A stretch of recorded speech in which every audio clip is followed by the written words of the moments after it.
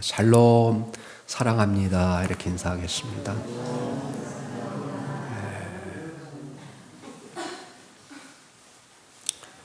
지금 제가 굉장히 컨디션이 안 좋습니다. 가끔 찾아오는 좀 빨리 뛰는 그런 현상들이 나타나서 기도하는 마음으로 썼습니다.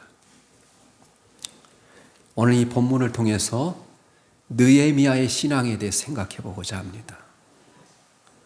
여러분, 느헤미야는 당대 최고의 페르시아 제국의 고위층 관료였습니다.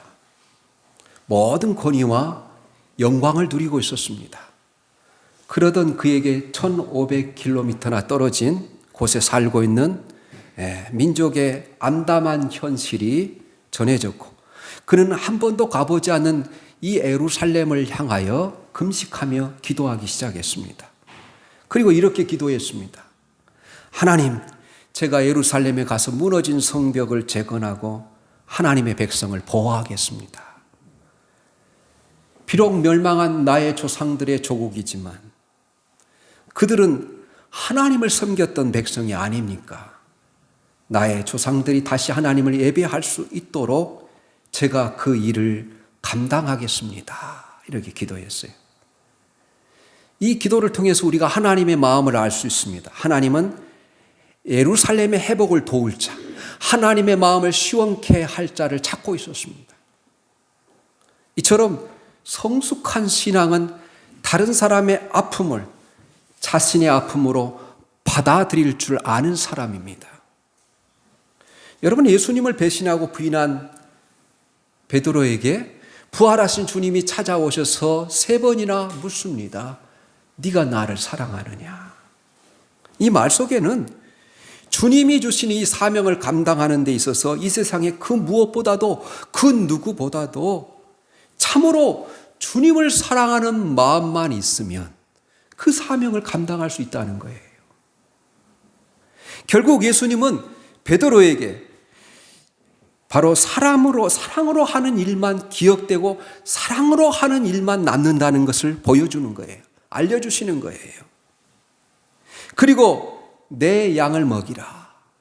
이 사명을 다시 한번 회복시켜 주셨음을 주님의 말씀을 통해서 우리가 알 수 있습니다. 느헤미야의 마음도 조국을 사랑했고 백성들을 긍휼히 여기는 마음으로 가득했어요. 그래서 그가 남은 인생을 여기에 헌신하기로 작정했습니다. 그리고 나서 느헤미야가 가장 먼저 한 일이 무엇이었습니까? 하나님께 기도하는 것이었어요. 자신의 마음이 단순한 열정인지 잘못된 결정은 아닌지 하나님의 뜻에 어긋나는 행동은 아닌지 확인하기 위해서 하나님께 나아가 기도합니다. 이처럼 영원한 것, 하나님 나라를 소망하는 사람은 가장 먼저 영원하신 하나님께 기도하는 거예요. 영원한 것에 소망을 두고 헌신하기로 하는 사람은 곧 기도하는 사람이라는 것입니다. 하나님은 영원한 것에 투자하고 기도하는 사람에게 역사의 문을 열어주시는 거예요. 오늘 본문을 통해서 이 느헤미야의 신앙의 모습과 하나님의 기가 막힌 인도하심을 우리가 살펴보고자 하는 것입니다. 느헤미야 1장 1절은 기스르월에 시작됐어요. 그러나 느헤미야 2장 1절은 니산월이 됐습니다. 여기까지 약 4개월이 걸렸어요. 그러니까 느헤미야는 단 하루, 한 일주일간 기도하고 끝나는 것이 아니라 4개월 동안 하나님 앞에 계속해서 하나님을 바라보고 기도했다는 거예요. 그래서 드디어 하나님의 때가 됐습니다. 하나님의 때를 가리켜 카이로스라. 하나님이 일하시고 개입하신 때가 왔음을 그가 기억하면서 이제 그 마음에 품고 있었던 생각들을 왕에게 여러분 내놓기 시작합니다. 당시 여러분 페르시아 왕국뿐만 아니라 이 왕까지 페르시아는 지존이었어요. 가장 존귀한 사람들이었어요. 신하들은 왕 앞에 절대적으로 복종해야만 했습니다. 그것이 그 시대 페르시아의 여러분 바로 흐르는 환경이었어요. 왕 앞에 선 신하가 감히 얼굴에 슬픈 기색을 보이거나 좋지 않는 안색을 비추는 것은 왕을 반역하는 행위였어요. 더구나 니산월은 오늘날로 말하면 신년이었습니다. 즉 이날은 페르시아에 있는 모든 사람들이 가장 기뻐하며 보내는 절기예요. 흥을 최고조로 돋아야 할 술 맡은 관원장의 직책에 있으면서 도리어 슬픈 얼굴로 다니는 것은 연회를 주최한 왕에 대한 도전으로 볼 수 있습니다. 그럼에도 불구하고 왕이 오히려 느헤미야에게 연민에 대한 관심을, 연민 어린 관심을 보인 것은 그가 기도한 그 기도가 응답된 증거예요. 형통하여 이 사람 앞에서 은혜를 입게 하옵소서 입장에서 기도했지 않습니까? 이 기도가 하나님 앞에 상달된 결과라고 말할 수밖에 없어요. 그래서 왕이 어찌 얼굴에 수심이 가득하느냐 물었을 때 느헤미야는 한편으로 두려울 수밖에 없었어요. 오늘 2장에 두려웠다 그렇게 돼 있잖아요. 2절에. 여기서 우리는 느헤미야가 얼마나 평소에 이 아닥사스다 왕에게 사랑받고 신임받는 신하였음을 알 수 있습니다. 신하가 왕의 안색을 살피는 것이 당연히 해야 할 도리인데 왕이 신하의 안색을 살피는 거예요. 그 1절, 2절이에요.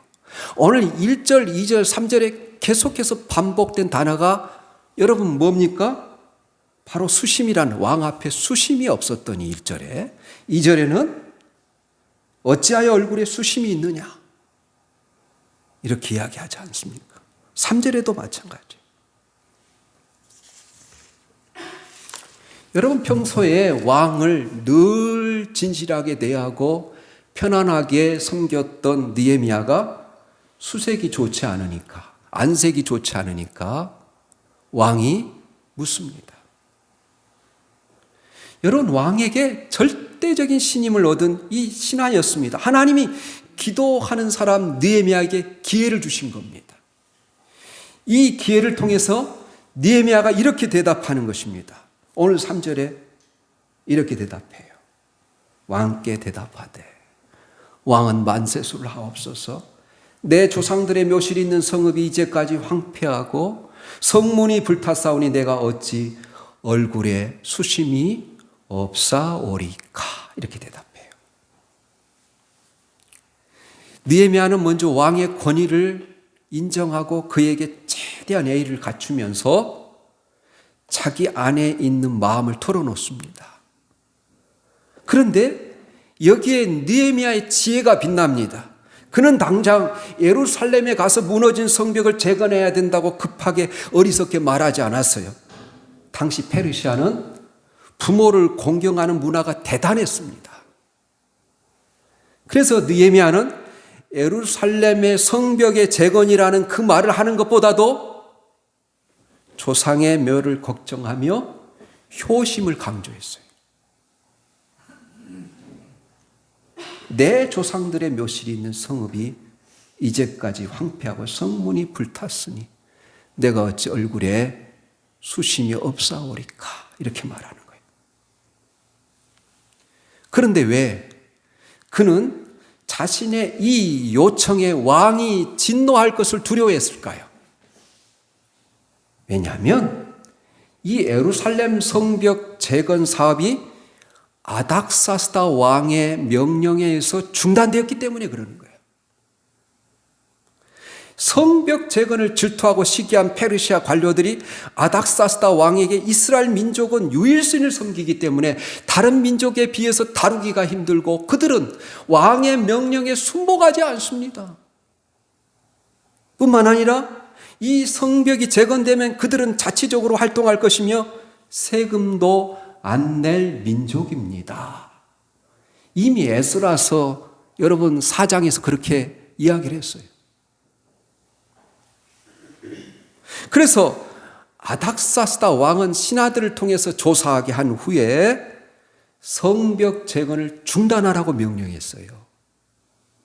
우리 다시 한번 에스라서 다 여러분 말씀을 선포했지만 찾아서 읽어보겠습니다. 에스라서 4장 23절 24절이에요. 에스라서 4장 23절 24절 여러분 한번 읽겠습니다. 시작.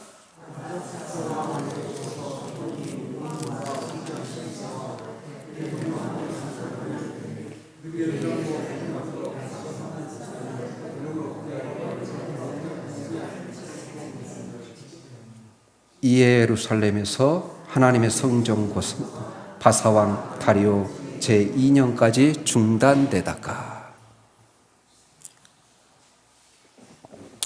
생각해 보세요. 지금 이 성벽 재건을 중단시킨 왕 앞에서 느헤미야가 성벽 재건을 다시 허락해 달라고 요청한 거예요. 페르시아 왕이 한번 불허한 것을 반복하는 것을 요청하는 것은 사형감이에요. 그러니까 이 느헤미야의 요청은 당돌하면서도 자기의 목숨을 건 요청이에요. 이에 느헤미야는 왕 앞에 두려울 수밖에 없었어요. 그런데 놀랍게도 왕은 느헤미야에게 이렇게 묻습니다. 네가 무엇을 원하느냐 묻는 거예요. 이 말은 나도 그 상황을 오래전부터 알고 있고 너도 알다시피 내가 전에 그 일을 중단시켰지만 만약 네가 원한다면 내가 들어줄 수도 있다라는 파격적인 말이에요. 그만큼 느헤미야는 하나님이 일할 수 있도록 왕과의 관계를 돈독하게 다 다져놓고 하나님이 개입할 수 있도록 하는 겁니다. 비록 아닥사스다 왕이 히브리인들을 좋아하지 않았을지라도 느헤미야의 말이라면 무엇이든지 들어주겠다는 거예요. 그렇기 때문에 느헤미야는 한 걸음 더 나아갈 수 있었습니다. 기도하는 사람은 절대 게으르지 않습니다. 모든 것을 만반에 다 준비를 해놓고 여러분 성실하게 자기에 주어진 이 술 관원장으로 일들을 감당하면서 최선을 다해서 왕을 섬겼어요. 그러면서 4절에 이렇게 왕이 물었을 때 4절 말씀이 핵심이에요. 여러분. 오늘 4절 말씀 여러분 같이 읽어보겠습니다. 시작. 왕이 내게 이르시되 그러면 내가 무엇을 원하느냐 하시기로 내가 곧 하늘의 하나님께 묵도하고 느헤미야는 왕의 묻는 말에 대답하기 전에 하늘의 하나님께 기도했다는 거예요.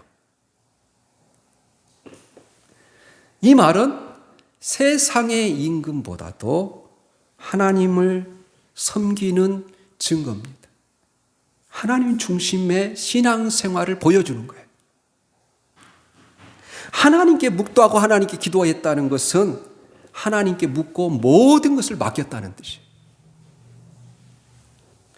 그는 메사야 하나님께 묻고 하나님께 기도하는 사람이었어요. 하나님과 친밀한 관계를 맺어온 사람입니다. 그는 이 상황에서 경거망동하지 않았습니다. 느헤미야는 자신의 소원이 왕에게 정확하게 전달되고 이 전달된 자신의 소원이 왕이 호의적으로 수용할 수 있도록 그 순간 하나님께 맡기는 거예요. 기도하는 거예요.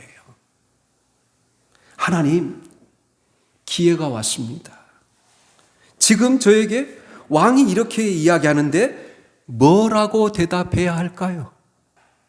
물었습니다. 그래, 평상시에 내가 쌓아온 인간관계가 드디어 빛을 보는구나 하고 자만하지 않고 두렵고 떨리는 이 위기의 순간에 왕을 대면하면서도 하나님께 마음속으로 기도했다는 거예요. 여러분, 우리가 꼭 소리를 내서 기도할까요? 우리 마음이 하나님을 향하면 다 기도예요. 순간순간에, 위험한 순간에 하나님 나를 불쌍히 여겨달라고 그 마음만 품어도 기도가 되는 거예요. 그러니까 그 순간, 가장 위험한 순간에 하나님 앞에 묵도했다라는 거예요. 이 장면은 지금까지 이 모든 상황을 다스리시고 인도하시는 분이 페르시아 왕이 아니라 절대자 하나님이라는 고백의 모습입니다. 느헤미야는 왕의 권위를 존중하면서도 왕의 마음과 입술을 주관하신 분이 하나님이라는 사실을 아는 지혜로운 사람이었어요. 그리고 하나님은 이런 느헤미야에게 기회를 주셨습니다. 여러분, 하나님께 소원을 두고 기도하는 사람은 하나님이 주신 기회를 절대 놓칠 수가 없어요. 기도를 마친 느헤미야는 인간적으로 두려웠고 주저했지만 이 기회를 잡았어요. 하나님이 자신에게 주신 기회라고 생각했어요. 확신하면서 그리하여 자신들의 조상들의 묘실이 있는 성읍에 나를 보내주셔서 그 성을 건축해달라고 간청하는 거예요. 그게 5절이에요. 왕에게 이르되 왕이 만일 좋게 여기시고 종이 왕의 목전에서 은혜를 얻었사오면 나를 유다 땅 나의 조상들의 묘실에 있는 성읍에 보내어 그 성을 건축하게 하옵소서. 이렇게 요청하는 거예요. 여러분, 이 세상에서 가장 어리석은 사람은 기회가 항상 있을 것이라고 생각하여 주어진 기회를 흘러보내는 사람이에요. 학생들에게는 공부할 기회가 있습니다. 공부할 기회 주어졌을 때 공부해야 돼. 우리 성도들에게는 봉사하고 섬길 기회가 있어요. 하늘나라에 상급을 쌓을 기회가 있어요. 하나님 앞에 주목받을 그 기회를 놓치지 마십시오. 기도하는 사람 느헤미야는 이 하나님이 왜 자신을 페르시아 왕국에서 태어나게 하셨는지, 왜 이 위치까지 오르게 하셨는지를 하나님의 때와 섭리를 깨달았어요.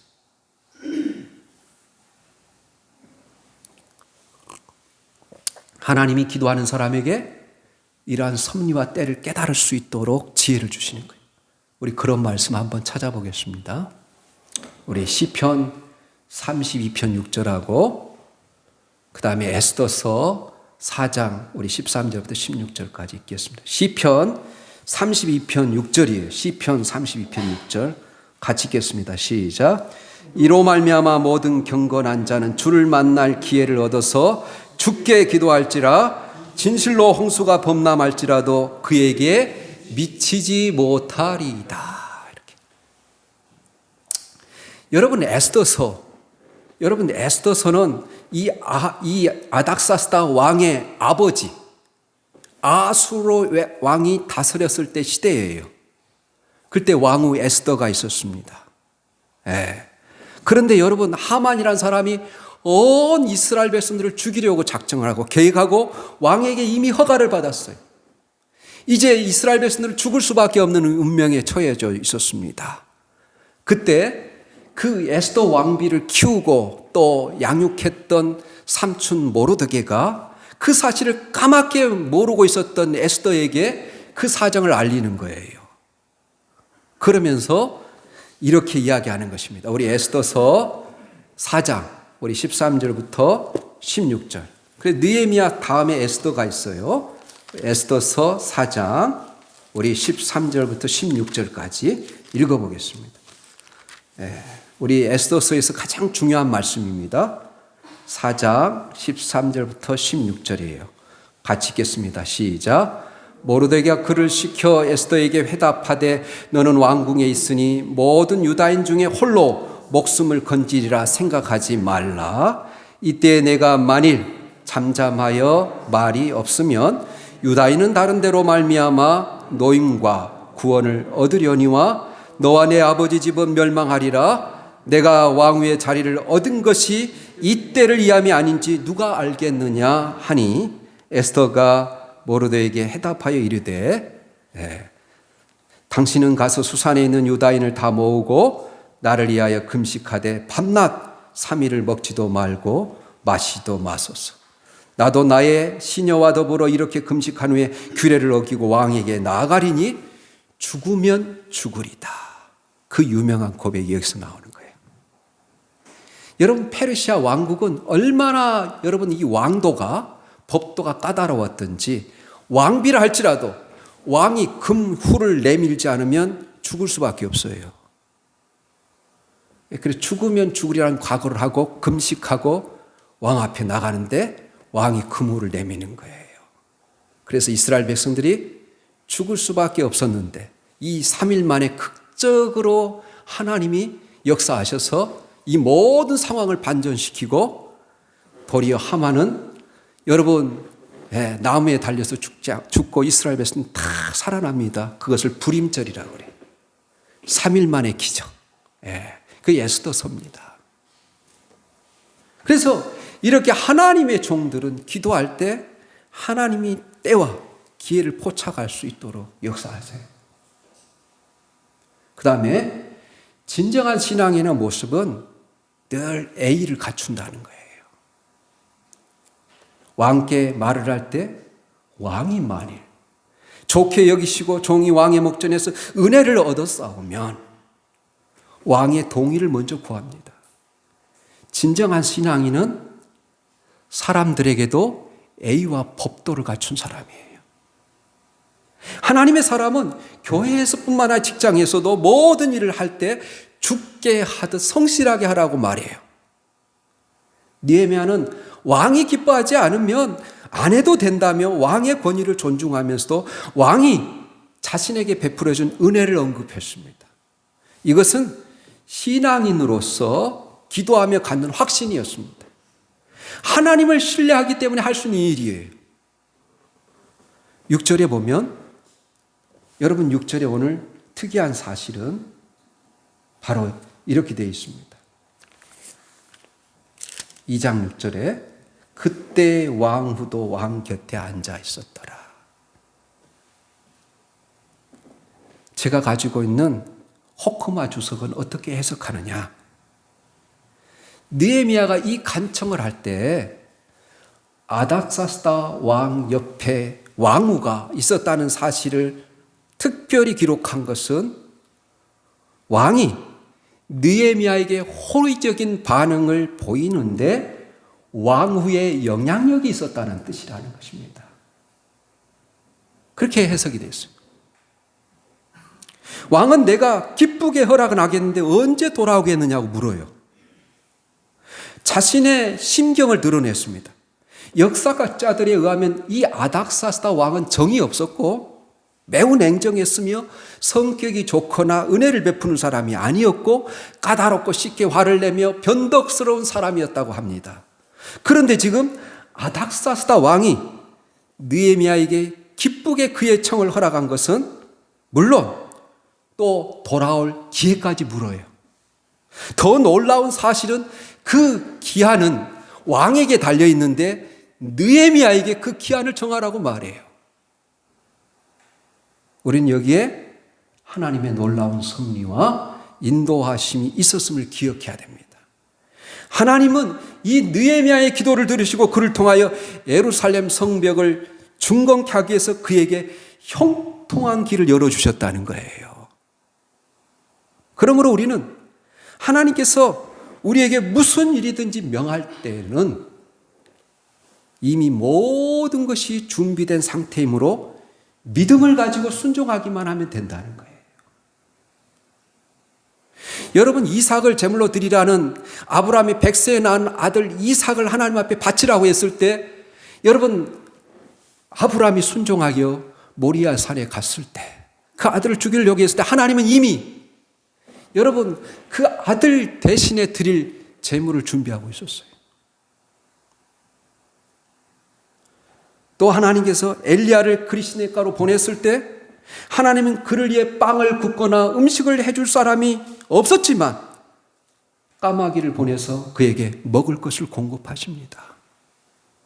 바울이 주의 뜻에 따라서 사도행전 16장에 보면 마게도냐의 사람들의 환상을 보고 순종하여 빌립보로 갔을 때 그를 영접할 사람, 그를 도와줄 사람, 의지할 사람이 아무도 없었지만 하나님이 누디아라는 여인을 다 애비해 두고 기다리고 계셨어요. 그리고 바울 일행을 루디아의 가정이 계속해서 섬기는 거예요. 그래서 빌립보 교회가 탄생합니다. 그러므로 우리가 무엇이든지 하나님이 원하시는 일이라는 판단과 확신이 들면 지체하지 마십시오. 여호와 이래 하나님이 모든 것을 준비하시고 우리에게 명하신 일임을 잊지 마시기를 예수님의 이름으로 축원합니다. 느헤미야는 성경에서 가장 뛰어난 행정가예요. 가장 치밀한, 어쩌면 저하고 같은 유형의 성격인지 모르겠어요. 제가 굉장히 생각이 많이 하는, 늘 이런 생각이 많은 사람입니다. 그는 예루살렘에 가면 어떤 과정을 거쳐야 하고 성벽을 쌓으려면 무엇이 필요한지 철저하게 준비했어요. 기도하면서 철저하게 준비했어요.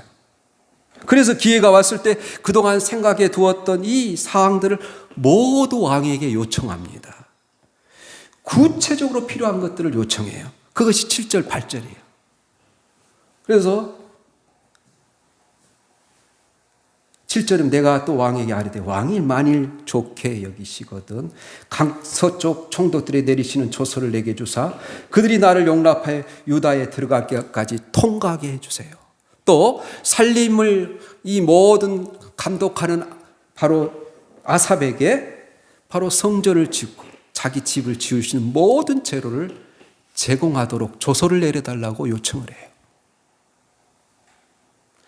느헤미야는 성벽을 재건하고 나서 당신도 그곳에 살아야 하니까 집을 지을 재료를 달라고 요청합니다.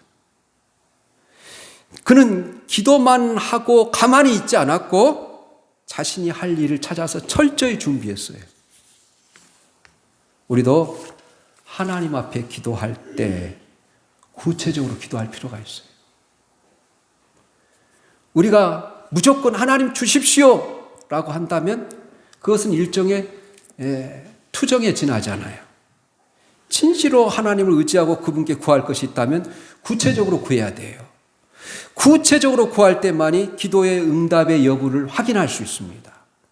대충 구하면 그것이 우연으로 이루어졌는지 하나님이 역사한지 구분할 수가 없어요. 구체적으로 기도할 때 구체적으로 응답하시는 걸 보고 이거 하나님이 역사하셨구나 이렇게 우리가 받아들일 수 있어요. 어떤 분은 교회를 개척하는데 낙찰가를 딱 썼는데 그 낙찰가를 보여주시는 대로 썼어요. 꿈에. 근데 그 가격이 낙찰되는 거야. 그런 것처럼 우리가 구체적으로 기도하셔야 돼요. 오늘 여러분 이 8절은 짧은 문장이지만 이렇게 끝나지 않습니까? 내 하나님의 선한 손이 나를 도우심으로 왕이 허락하고 회상하면서 이렇게 이야기하는 거예요.